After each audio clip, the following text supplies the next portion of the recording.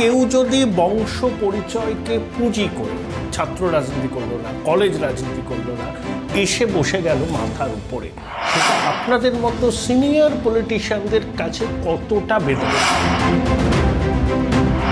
আমি চাইব যে আমি যে আদর্শে কাজ করি সেই আদর্শে আমার পরবর্তী জেনারেশন আসুক।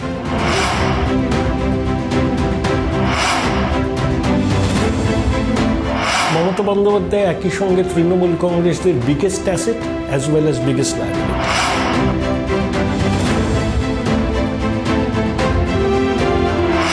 Mamata Banerjee is asset and asset only. There is no liability.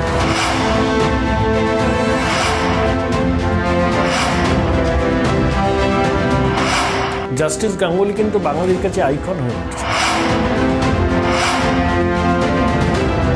অন্যায়টা অন্যায়, ন্যায়টা নয়। ববিদা, তুমি নাকি একনাথ সিন্ধে হচ্ছে পশ্চিমবঙ্গে?